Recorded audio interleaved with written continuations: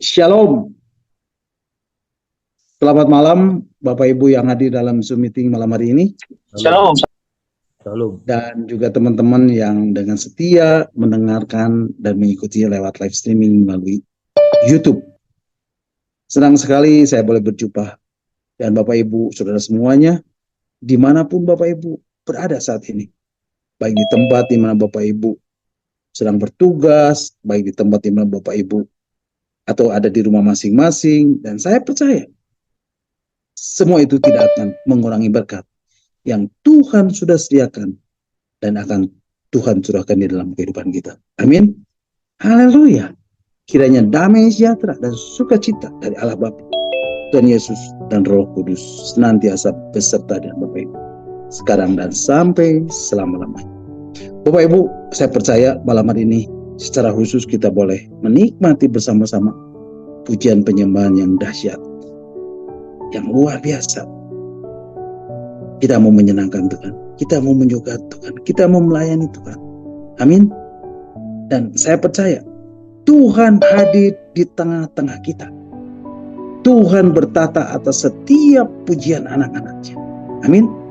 Dan saya percaya kita pun semua pasti memiliki kerinduan untuk mendengarkan bagian-bagian firman Tuhan yang akan saya sampaikan, supaya kita semakin hari semakin dipersiapkan menjelang hari kedatangan Tuhan yang semakin dekat, supaya kita menjadi orang-orang yang semakin bertumbuh di dalam pengenalan kita akan Tuhan, pengenalan kita akan Bapa, pengenalan kita akan Roh Kudus, dan kita pun memiliki iman yang percaya kepada Tuhan yang tidak stagnan lagi, yang tidak biasa-biasa lagi, tapi yang sungguh-sungguh kuat di dalam kebenaran firman Tuhan. Dan Bapak Ibu, malam hari ini kita akan kembali merenungkan bagian-bagian firman Tuhan tentang arti kehadiran Tuhan bagian yang ke-152. Dan Bapak Ibu bisa mendengarkan kembali bagian-bagian firman Tuhan tentang arti kehadiran Tuhan yang sudah saya sampaikan melalui YouTube yang sudah Pak share lewat WhatsApp Discipleship DC wilayah Barat dan Timur. Bapak Ibu, malam hari ini kita akan kembali membahas dan merenungkan bagian-bagian firman Tuhan tentang arti kehadiran Tuhan yang ke-152. Dan malam hari ini saya masih beri tema hidupku adalah penyembahan. Dan ini adalah bagian yang ke-18. Bapak Ibu siap diberkati malam hari ini? Berapa banyak yang rindu untuk diberkati oleh kebenaran firman Tuhan malam ini? Boleh lambaikan tangan dan katakan amin. Haleluya. Bapak Ibu, beberapa waktu yang lalu saya sudah menyampaikan bahwa hari-hari ini kita sedang berada di ujung dari segala sesuatu. Kita sedang berada di ujung dari akhir zaman ini. Amin Bapak Ibu. Dan ini haruslah menjadi satu peringatan yang sangat serius buat kita, buat Bapak Ibu saudara saya. Bapak Ibu, tentunya saya tidak sedang menakut-nakuti Bapak Ibu dengan keadaan dunia saat ini. Tapi Bapak Ibu harus menyadari bahwa hari-hari ini kita sedang hidup seperti di zamanmu. Oleh sebab itu Bapak Ibu, saya mengajak Bapak Ibu sebagai umat pilihannya yang masih diberi kesempatan oleh Tuhan selama masih ada di dunia ini. Untuk apa Bapak Ibu? Untuk mempergunakan waktu yang ada, untuk mempergunakan waktu yang masih Tuhan beri, untuk terus mengerjakan keselamatan yang sudah Tuhan beri dengan semangat dan bergairah. Untuk hidup kudus setiap hari, hidup yang dipimpin oleh Roh Kudus setiap hari, dan hidup di dalam pertobatan setiap hari. Itulah cara kita dalam mempersiapkan hidup kita sebagai mempelai wanita Tuhan. Dan saya akan terus berkata berulang-ulang untuk kita terus mempersiapkan diri untuk menghadap Tuhan. Bapak Ibu, minggu yang lalu kita sudah merenungkan bagaimana caranya supaya kita selalu mentaati apa yang Roh Kudus mau sampaikan di dalam hidup kita, supaya hidup kita semakin hari semakin kudus dan semakin kudus. Hiduplah selalu dalam pimpinan Roh Kudus. Hiduplah intim dengan Roh Kudus dan mengenal Roh Kudus lebih dan lebih dan lebih lagi mengenal akan pribadi Allah ini, yaitu Roh Kudus di dalam kehidupan ini. Bapak Ibu, satu hal yang penting yang Bapak Ibu ketahui dan pahami, bahwa untuk hidup kudus berarti Bapak Ibu harus mematikan semua perbuatan-perbuatan daging Bapak Ibu. Amin.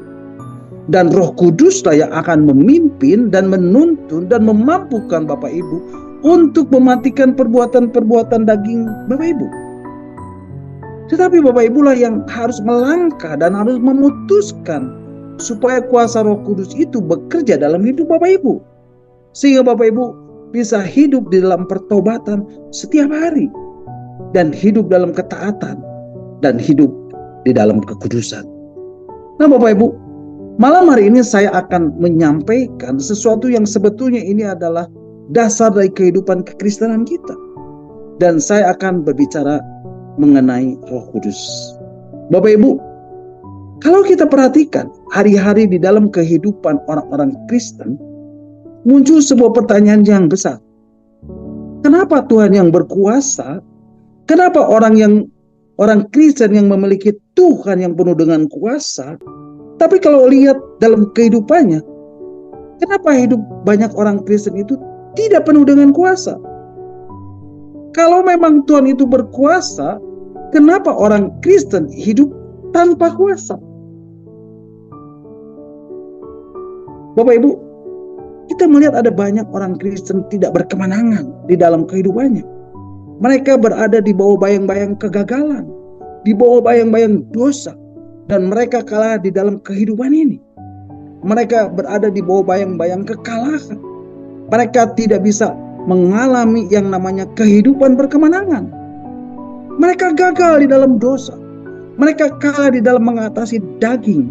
Mereka kalah di dalam mengatasi dosa dalam hidupnya. Apa penyebabnya Bapak Ibu?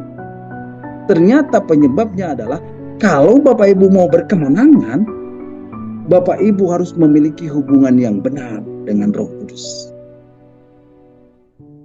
Bapak Ibu, untuk Bapak Ibu diselamatkan, untuk Bapak Ibu bisa lahir baru, Bapak Ibu perlu memiliki hubungan yang benar dengan Kristus.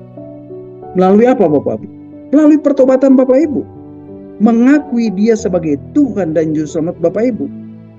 Tapi kalau Bapak Ibu mau memiliki hidup yang berkemenangan, Bapak Ibu mau menang terhadap dosa, mau menang terhadap pencobaan, mau menang terhadap situasi, Bapak Ibu harus memiliki hubungan yang benar dengan Roh Kudus. Bapak Ibu perlu mempunyai hubungan yang benar dengan Allah Roh Kudus. Kenapa Bapak Ibu? Karena Bapak Ibu diciptakan, karena Bapak Ibu didesain oleh Tuhan, Bapak Ibu tidak bisa berjalan sendiri. Bapak Ibu didesain, Bapak Ibu diciptakan oleh Tuhan tidak untuk berfungsi dan berjalan sendiri. Bapak Ibu didesain untuk bergantung kepada Roh Kudus.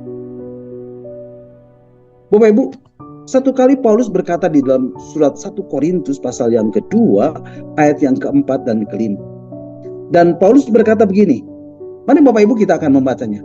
Di dalam surat 1 Korintus pasal yang kedua, ayat yang keempat dan yang kelima. Surat 1 Korintus pasal 2 ayat 4 dan 5 mengatakan, baik perkataanku maupun pemberitaanku tidak kusampaikan dengan kata-kata hikmat yang meyakinkan, tetapi dengan keyakinan akan kekuatan roh. Tetapi dengan apa Bapak Ibu? Dengan keyakinan akan kekuatan roh. Atau dengan kata lain, dengan kuasa Roh Kudus. Ayat yang kelima, supaya iman kamu jangan bergantung pada hikmat manusia, tetapi pada kekuatan Allah. Jadi Bapak Ibu, ternyata kita didesain untuk bergantung kepada Roh Kudus. Kita ini harus punya keyakinan akan kuasa Roh Kudus, supaya iman kita tidak bergantung kepada hikmat manusia, tetapi iman kita didesain supaya bergantung kepada kuasa Allah. Jadi kita ini didesain untuk bergantung kepada sumber kuasa itu. Itulah sebabnya kalau Bapak Ibu tidak mengerti kebenaran ini, Bapak Ibu tidak akan pernah menang terhadap dosa. Bapak Ibu, Inilah yang menjadi penyebabnya. Kenapa banyak orang Kristen sekalipun sudah lahir baru, tapi merasa nggak bisa menang terhadap dosa. Mereka nggak bisa menang terhadap pencobaan. Dan mereka hidup di bawah bayang-bayang kekalahan. Karena itu, kita perlu memiliki hubungan yang benar dengan Allah Roh Kudus.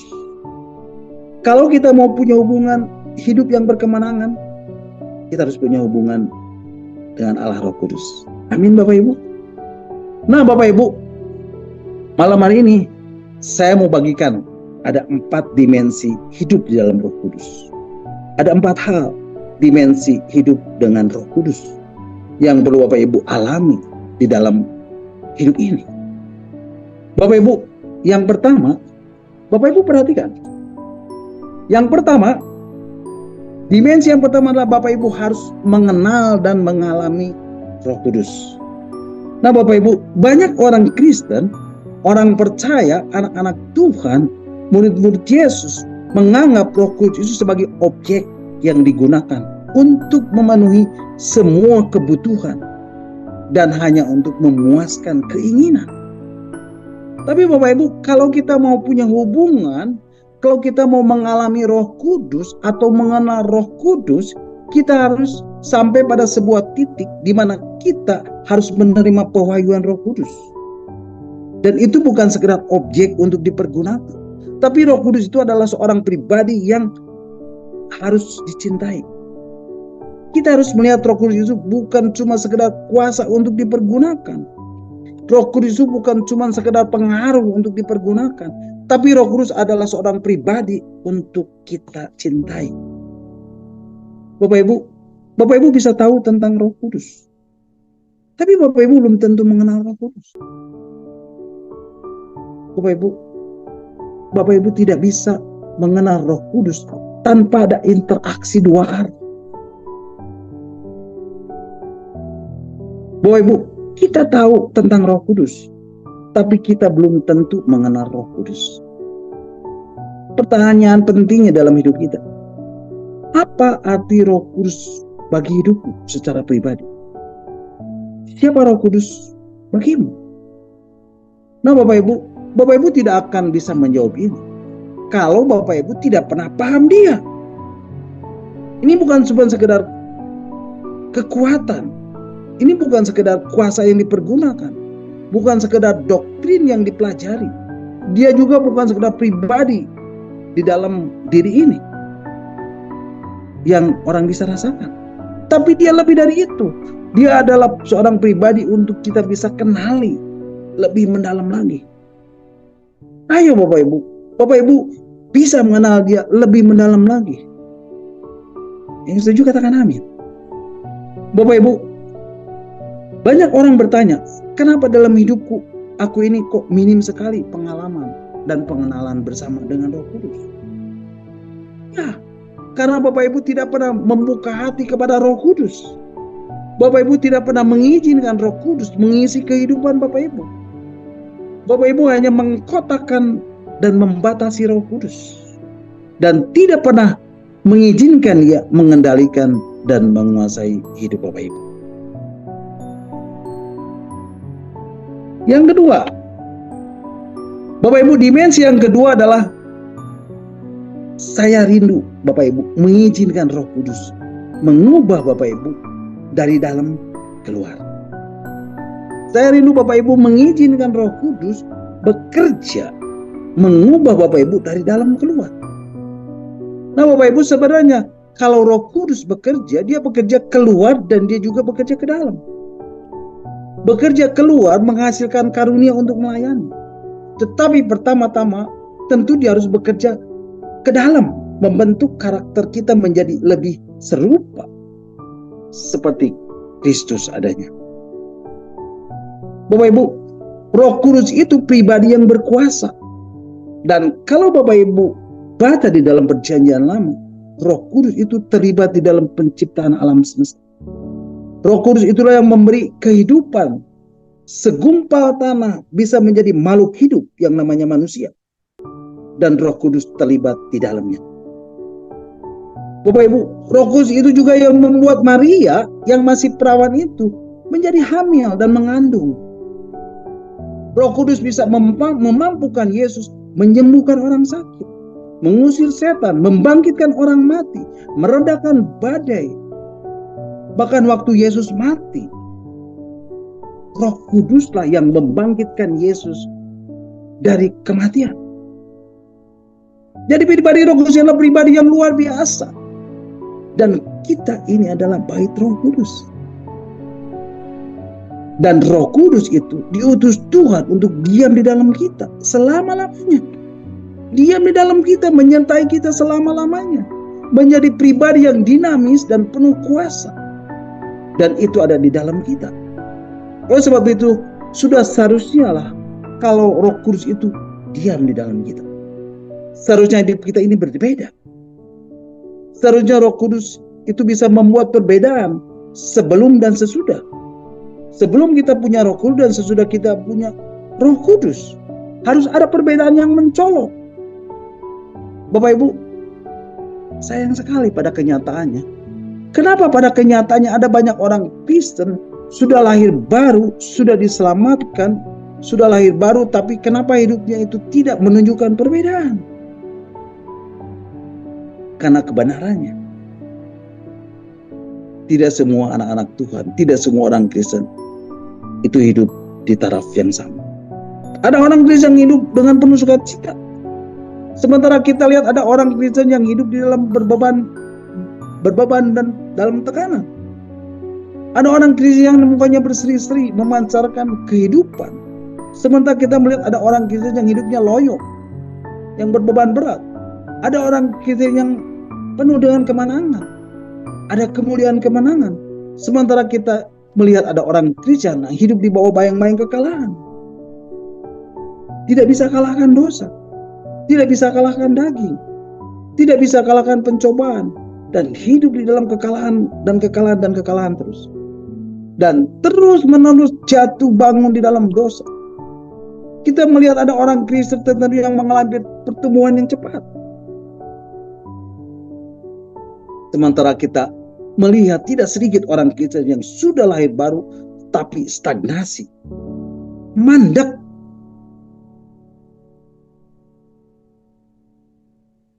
Mandek rohani. Kita melihat ada orang Kristen tertentu hidupnya murah hati, dan bahkan dia bisa mensupport dan bahkan berkorban untuk pekerjaan Tuhan. Di sisi lain kita melihat orang-orang Kristen yang dibelenggu dengan egois. Mereka berat untuk memberi. Mereka menjadi orang Kristen yang egois, tidak pernah pikirkan pekerjaan Tuhan. Jadi di sini kita bisa melihat bahwa ternyata ada orang-orang Kristen yang hidup di taraf yang berbeda. Nah, Bapak Ibu, Paulus menggambarkan ada 3 kriteria manusia. Ada 3 taraf kehidupan. Yang pertama, Bapak Ibu, yang namanya manusia berdosa atau nature man. Siapa nature man itu, Bapak Ibu? Nature man ini adalah manusia duniawi atau manusia berdosa. Kategori yang pertama inilah, ini orang-orang yang belum lahir baru, orang yang belum menerima keselamatan, dan mereka yang belum memperoleh Roh Kudus, atau belum ada Roh Kudus di dalam hidup mereka, karena mereka belum percaya, belum diselamatkan, dan belum lahir baru. Itu yang pertama. Yang kedua, ada yang namanya carnal man atau manusia kedagingan.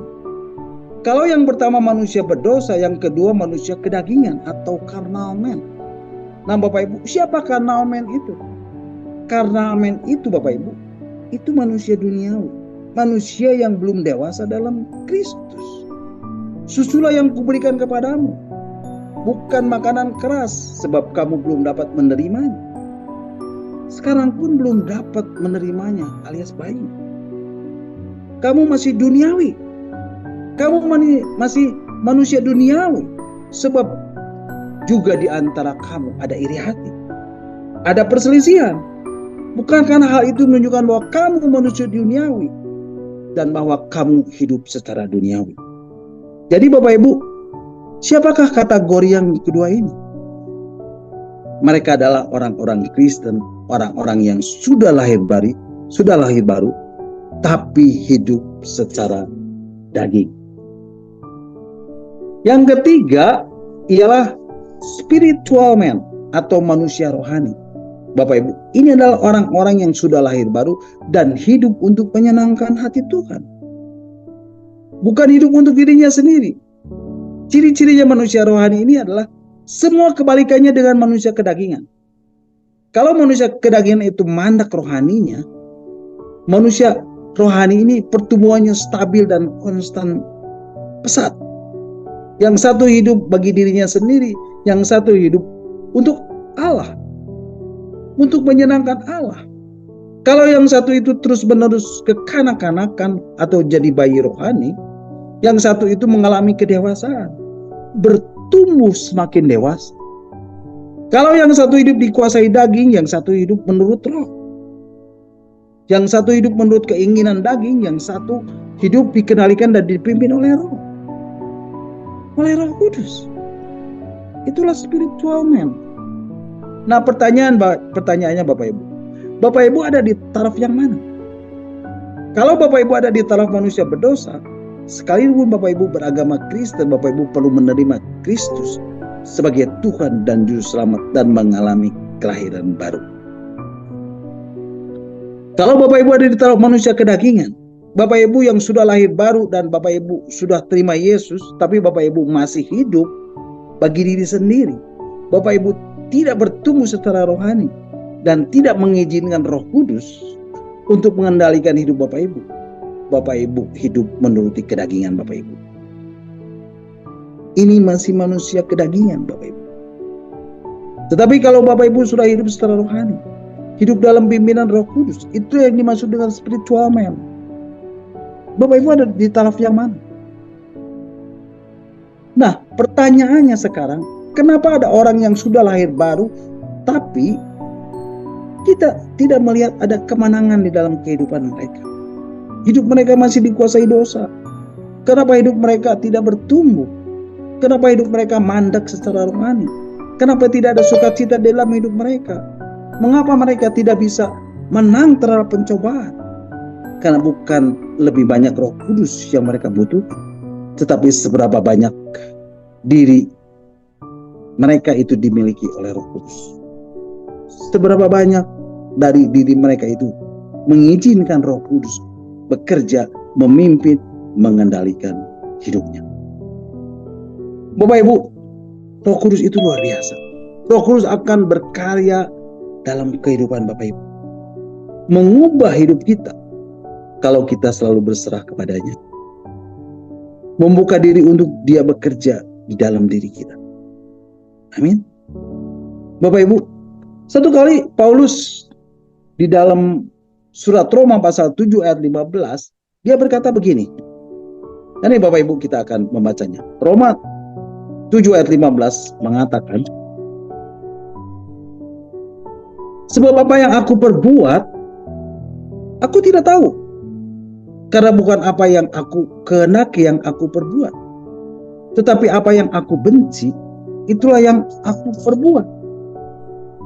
Bapak Ibu, Paulus berkata, bukan apa yang aku kehendaki yang aku lakukan, yaitu hal-hal baik. Apa yang tidak aku kehendaki, yaitu yang jahat yang aku lakukan. Bapak Ibu, Paulus mau berbuat baik. Dia ingin melakukan yang baik, tapi dia tidak melakukannya.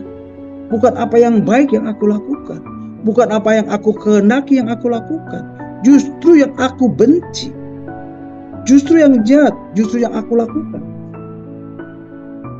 Nah Bapak Ibu, berapa banyak kita ingin hidup kudus, tapi malah kita hidup dalam dosa, malah jatuh dalam dosa. Kita ingin hidup untuk hidup benar, tapi kita mendapati diri kita ini melakukan hal-hal tidak berkenan. Kita ingin menyenangkan Tuhan, tapi kita gagal. Kita justru melakukan hal-hal yang mendukakan Tuhan. Jadi apa solusinya, Pak? Roma 8 ayat 2, firman Tuhan mengatakan. Mari Bapak Ibu kita akan baca. Roma pasal 8 ayat yang kedua. Demikianlah firman Tuhan. Roma pasal 8 ayat 2. Roh yang memberi hidup telah memerdekakan kamu dalam Kristus dari hukum dosa dan hukum maut. Bapak Ibu, firman Tuhan dengan jelas mengatakan Roh, yaitu Roh Kudus, yang memberi hidup telah memerdekakan kamu dalam Kristus dari hukum dosa dan hukum maut. Jadi ternyata Bapak Ibu, Paulus berkata, di dalam diriku ada hukum dosa. Dan itu yang membuatku terus melakukan hal-hal yang jahat. Aku ingin buat baik, tapi yang jahat yang kulakukan. Tapi di surat Roma pasal 8, Paulus menjelaskan, ini solusinya. Roh Kudus yang memberi hidup itu. Roh Kudus itu yang memerdekakan kita. Membebaskan kita dari hukum dosa. Dari kedagingan kita yang terus menyerahkan kita untuk melakukan hal-hal yang berkenan. Jadi ternyata kuncinya adalah Roh Kudus, Bapak Ibu. Nah Bapak Ibu, kalau Roh Kudus ini saya analogikan seperti pesawat terbang. Bapak Ibu perhatikan, apapun yang kita lempar ke atas pasti jatuh ke bawah, betul? Semua, siapapun kita, tua, muda, kaya, miskin, kita semua hidup di bawah hukum yang namanya hukum gravitasi. Dan kita tidak bisa meniadakan hukum gravitasi. Kalau Bapak Ibu loncat, pasti jatuhnya ke bawah, betul? Tapi beda dengan pesawat terbang. Pesawat terbang itu bisa terbang. Kenapa Bapak Ibu? Karena ada hukum lain yang lebih tinggi yang mengatasi hukum gravitasi. Namanya hukum aerodinamika. Jadi pesawat terbang itu tidak meniadakan hukum gravitasi. Tapi pesawat terbang itu mengatasi hukum gravitasi dengan hukum yang lebih tinggi, yaitu hukum aerodinamika. Begitu pula dengan kita Bapak Ibu. Jangan menyangka kalau kita ini jadi anak Tuhan, maka kita ini sudah pasti tidak bakal punya keinginan daging. Jangan harapkan itu. Selama Bapak Ibu masih hidup di dalam darah daging, kedagingan, keinginan daging itu nyata. Sama seperti hukum gravitasi. Kita tidak bisa menghapuskannya. Kita tidak bisa meniadakan yang namanya hukum gravitasi. Keinginan daging itu akan ada. Tapi kita bisa mengatasi keinginan daging itu dengan hukum yang lebih tinggi, yaitu Roh Kudus di dalam hidup kita. Yang setuju katakan amin. Asal saja Bapak Ibu mau mengizinkan Roh Kudus menguasai diri Bapak Ibu, maka Bapak Ibu akan mampu mengatasi kedagingan Bapak Ibu. Asal saja Bapak Ibu mau mengizinkan Roh Kudus menjadi prioritas di dalam diri Bapak Ibu, maka Bapak Ibu akan mampu mengatasi kedagingan Bapak Ibu. Jadi Roh Kudus yang ada di dalam kita seperti hukum aerodinamika. Itulah yang menggerakkan kita. Itulah yang menyebabkan kita, yang memampukan kita untuk melakukan perintahnya. Jadi Roh Kudus yang ada di dalam kita itu yang bisa memampukan kita hidup benar. Nah Bapak Ibu, bagaimana caranya? Ada orang yang sudah punya Roh Kudus, tapi kok mereka tidak mampu untuk bebas dari dosa? Kok tidak mampu mengalahkan pencobaan? Sekali lagi, kita harus mengizinkan Roh Kudus itu menguasai kita, memimpin kita, menuntun kita, mengendalikan hidup kita, dan berotoritas di dalam hidup kita. Amin. Pertanyaannya, bagaimana Roh Kudus bisa menguasai dan mengendalikan kita? Bagaimana caranya Bapak Ibu? Bapak Ibu, ada 3 penjelasan yang mau saya sampaikan Bapak Ibu. Yang pertama, mari kita akan baca di dalam surat Efesus pasal 5 ayat 18. Surat Efesus pasal 5 ayat yang ke-18, firman Tuhan mengatakan, dan janganlah kamu mabuk oleh anggur, karena anggur menimbulkan hawa nafsu. tetapi hendaklah kamu penuh dengan roh. Jadi bagaimana caranya Bapak Ibu mengizinkan Roh Kudus menguasai dan mengendalikan hidup Bapak Ibu? Yang pertama, Bapak Ibu harus terus-menerus dipenuhi Roh Kudus. Nah, kalau Bapak Ibu penuh dengan Roh Kudus, itu artinya Bapak Ibu hidup di bawah pengaruh Roh Kudus. Bapak Ibu hidup under the influence of the Holy Spirit. Dan apa yang terjadi Bapak Ibu ketika Bapak Ibu ada di bawah pengaruh Roh Kudus? Bapak Ibu bisa melakukan hal-hal yang sebelumnya tidak bisa Bapak Ibu lakukan. Amin. Kalau Bapak Ibu hidup di bawah pengaruh Roh Kudus, Bapak Ibu akan melakukan hal-hal yang Bapak Ibu dulunya tidak pernah Bapak Ibu lakukan. Amin. Bapak Ibu akan mulai bisa memperhatikan hal-hal yang dulu yang Bapak Ibu anggap tidak penting. Bapak Ibu mulai bisa mengasihi, padahal dulunya Bapak Ibu benci. Kenapa? Karena Bapak Ibu hidup di bawah pengaruh Roh Kudus. Bapak Ibu yang dulunya pelit, tapi sekarang kok bisa murah hati. Bapak Ibu yang dulunya seorang penendam, tapi sekarang bisa apa Bapak Ibu? Bapak Ibu bisa mengampuni orang-orang yang bersalah kepada Bapak Ibu. Bapak Ibu yang dulunya keras kepala, tidak bisa dikasih tahu, sekarang Bapak Ibu bisa lembut, gampang dikasih tahu. Itu karena apa Bapak Ibu? Karena Bapak Ibu hidup di bawah pengaruh Roh Kudus. You are live under the influence of the Holy Spirit. Nah, pertanyaannya, bagaimana caranya Bapak Ibu hidup di bawah pengaruh Roh Kudus? Bagaimana caranya Bapak Ibu hidup under the influence of the Holy Spirit? Bagaimana caranya Bapak Ibu hidup dipenuhi dengan Roh Kudus ini? Bagaimana Bapak Ibu? Bapak Ibu tidak bisa dipenuhi oleh Roh Kudus hanya dengan mengharapkan dan berpikir tentang Roh Kudus. Tidak Bapak Ibu. Tapi Bapak Ibu harus hidup dan bergaul dengan Roh Kudus. Bagaimana Bapak Ibu hidup bergaul dengan Roh Kudus? Karena Roh Kudus adalah Roh kebenaran. Dan kebenaran adalah firman Tuhan. Seperti yang dikatakan dalam Yohanes 17 ayat 17. Mari Bapak Ibu kita akan membaca. Yohanes 17 ayat 17. Demikianlah firman Tuhan. Kuduskanlah mereka dalam kebenaran. Firman-Mu adalah kebenaran. Jadi Bapak Ibu hidup bergaul dengan Roh Kudus ini, hidup selalu dalam kebenaran firman Tuhan. Bapak Ibu setiap hari baca firman, merenungkan firman Tuhan. Sebanyak mungkin Bapak Ibu membaca dan merenungkan firman Tuhan, dan hidup Bapak Ibu akan mulai dikuasai oleh firman Tuhan. Bapak Ibu izinkan firman Tuhan menguasai hidup Bapak Ibu, dan Bapak Ibu akan mulai bisa melakukan hal-hal yang sebelumnya tidak bisa Bapak Ibu lakukan. Amin.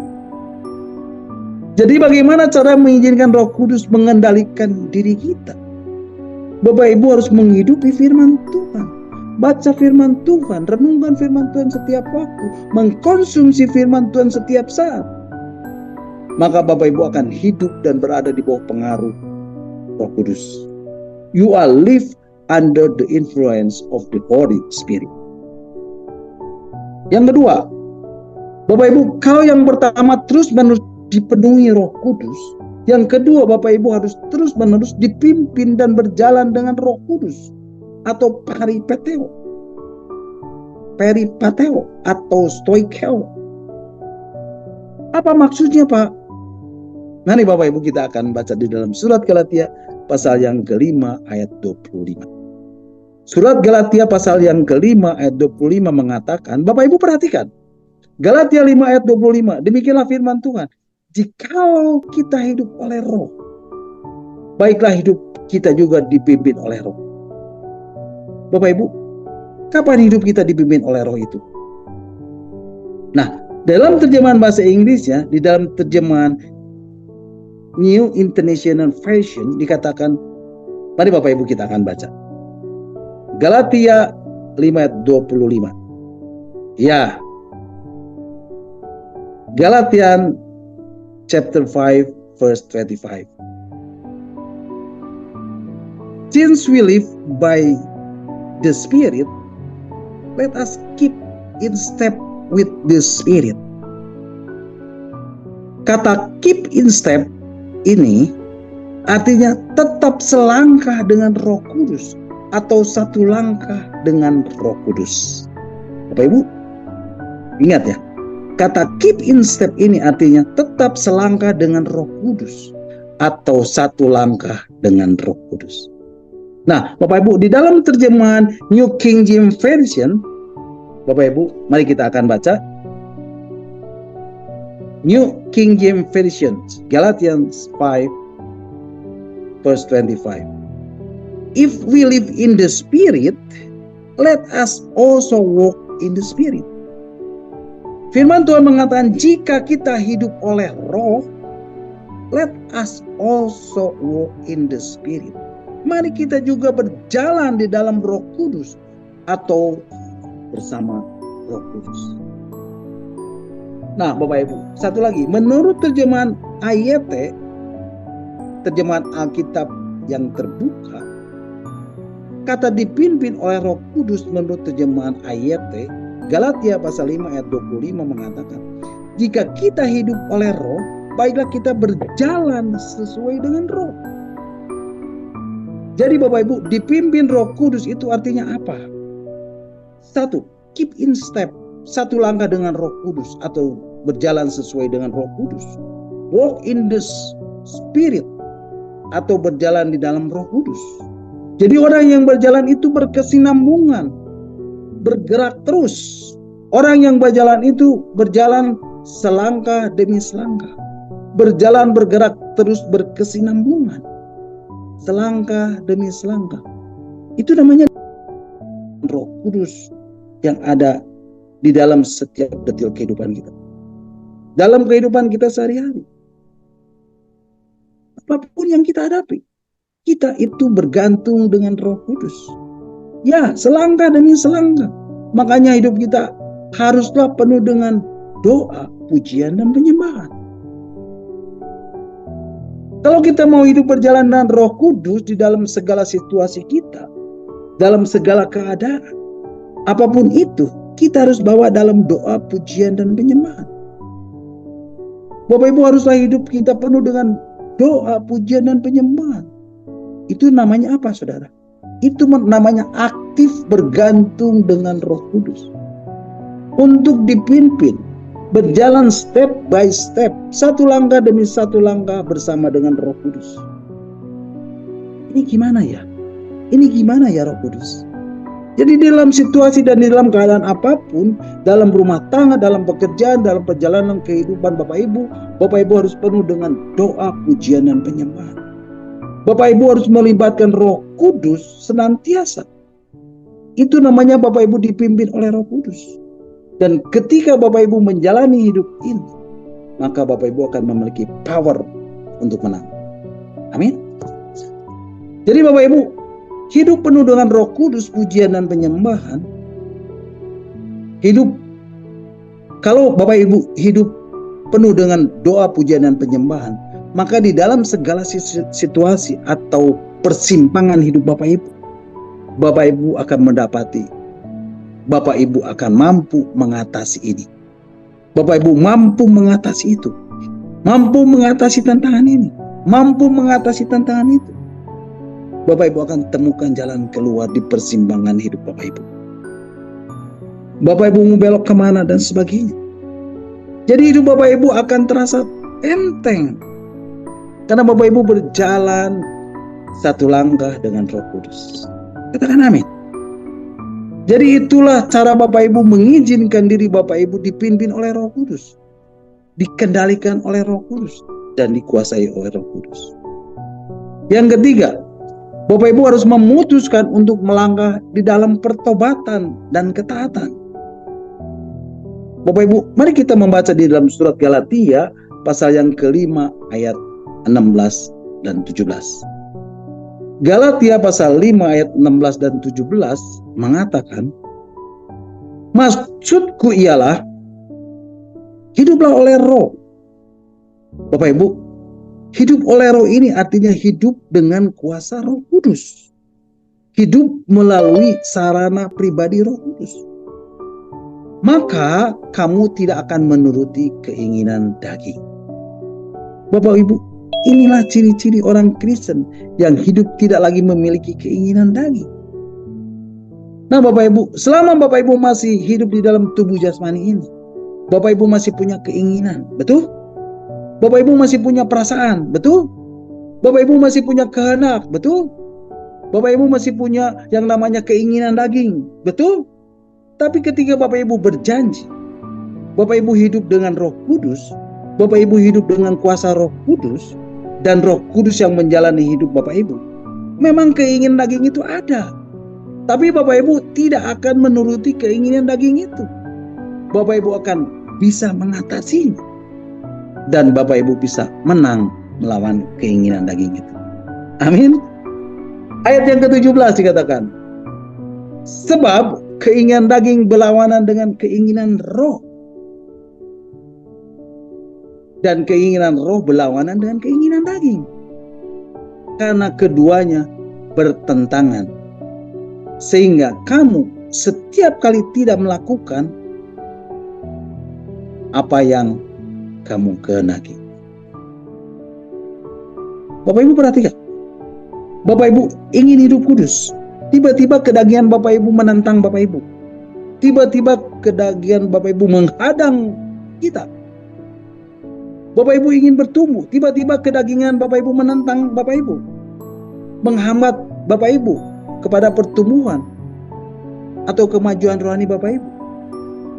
Pertanyaannya, kenapa kedagingan Bapak Ibu selalu menentang Bapak Ibu? Kenapa kedagingan Bapak Ibu selalu menentang keinginan roh? Kenapa kedagingan Bapak Ibu selalu menentang keinginan Roh Kudus? Sehingga terjadi konflik dan pertentangan di dalam diri Bapak Ibu. Dan seringkali Bapak Ibu gagal. Bapak Ibu ingin hidup kudus, tapi sebaliknya Bapak Ibu hidup dalam dosa. Bapak Ibu ingin hidup menyenangkan Tuhan, tapi Bapak Ibu gagal. Bapak Ibu ingin lebih dekat dengan Tuhan, sama Tuhan, Bapak Ibu gagal. Karena ada keinginan daging dalam hidup Bapak Ibu. Ada keinginan daging dalam hidup Bapak Ibu yang menentang Bapak Ibu. Makanya seringkali Bapak Ibu tidak melakukan apa yang Bapak Ibu inginkan. Nah Bapak Ibu, apa solusinya? Bapak Ibu, ini janji Tuhan. Kalau Bapak Ibu hidup oleh Roh Kudus, hidup dipimpin oleh Roh Kudus, memang kedagingan, keinginan daging itu masih ada. Tapi Bapak Ibu tidak akan menurutinya. Dengan kata lain, Bapak Ibu punya kekuatan penuh untuk berkata tidak kepada daging. Bukan daging yang memerintah Bapak Ibu. Kalau Roh Kudus ada di dalam diri Bapak Ibu, maka Bapak Ibu punya kekuatan penuh untuk memerintah daging. Bukan Bapak Ibu yang menuruti daging. Jadi Bapak Ibu punya kuasa penuh. Namun demikian, Bapak Ibu lah yang harus melakukan dan memutuskan untuk melangkah di dalam ketaatan dan pertobatan. Ayo Bapak Ibu, kita yang harus memutuskannya sendiri. Nah Bapak Ibu, sebagai ayat yang terakhir, mari Bapak Ibu kita akan membacanya. Surat Roma pasal 8 ayat 13. Surat Roma pasal 8 ayat 13 mengatakan, sebab jika kamu hidup menurut daging, kamu akan mati. Tetapi jika oleh roh, maksudnya apa? Maksudnya oleh Roh Kudus. Melalui kuasa Roh Kudus, melalui sarana pribadi Roh Kudus, kamu mematikan perbuatan-perbuatan tubuhmu. Kamu akan hidup. Jadi Bapak Ibu, Roh Kuduslah, oleh Roh Kuduslah Bapak Ibu mampu mematikan perbuatan daging. Tapi sekalipun Roh Kudus memampukan Bapak Ibu lah yang harus melangkah. Bapak Ibu lah yang harus memutuskannya. Amin Bapak Ibu. Bapak Ibu bisa mematikan perbuatan daging Bapak Ibu dengan sarana kuasa pribadi Roh Kudus. Tapi walaupun begitu, Bapak Ibu lah yang harus melakukannya. Bapak Ibu, kuasa Roh Kudus itu akan bekerja sama dengan Bapak Ibu untuk melangkah di dalam pertobatan ketaatan. Amin. Nah, disinilah seringkali banyak orang Kristen gagal, Bapak Ibu. Jadi kenapa gagal, Bapak Ibu? Karena kita tidak mengizinkan Roh Kudus bekerja sama untuk melangkah di dalam pertobatan dan ketaatan. Nah, semakin Bapak Ibu taat, Bapak Ibu akan terus-menerus dipenuhi oleh Roh Kudus. Bapak Ibu akan terus-menerus dipenuhi oleh firman Tuhan. Bapak Ibu akan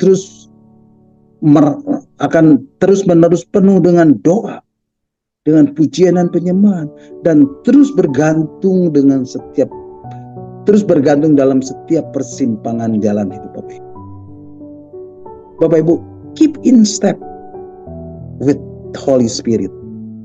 Bapak Ibu harus terus memutuskan untuk melangkah dalam ketaatan.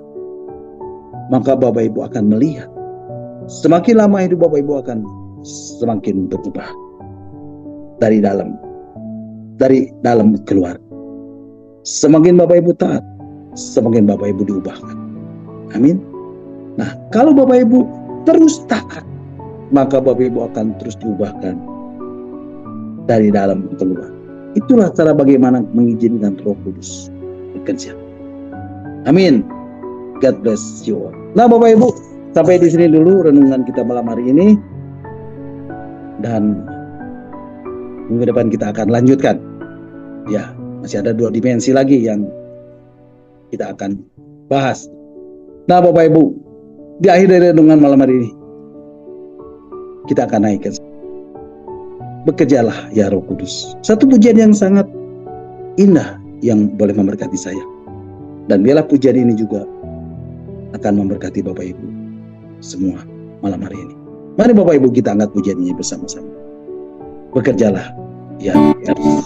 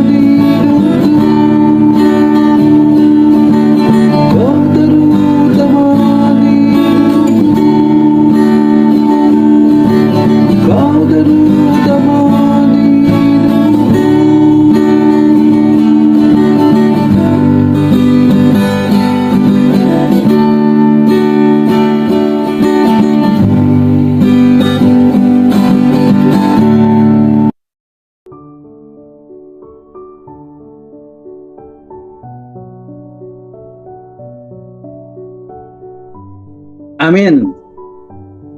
Haleluya. Terpujilah Tuhan. Nah, Bapak Ibu, sampai di sini dulu renungan kita malam hari ini. Dan Bapak Ibu bisa mengikuti dan mendengarkan kembali renungan yang akan saya sampaikan minggu depan dalam meeting Evangelis Pembukaan. Dan saya percaya setiap firman Tuhan, setiap kebenaran ini akan mengubah hidup Bapak Ibu, saudara dan saya. Dia adalah firman yang hidup, dia adalah firman yang kuat, dia adalah firman yang tajam yang menembus setiap dimensi. Apapun, sekalipun, walaupun bagaimanapun hidup Bapak Ibu, saudara dan saya. Percaya. Ketika Bapak Ibu, saudara saya mencari kerjaan yang kebenaran, maka semuanya akan ditambahkan. Amin. God bless you. Nah, silakan Bapak Ibu kalau ada yang menambahkan atau yang bertanya, nanti saya akan mencoba menjawab. Amin. Tuhan Yesus memberkati. Puji Tuhan. Nah, Bapak Ibu, kita akan kembali mengucap syukur buat renungan yang sudah kita dengar dan yang sudah saya sampaikan, dan kita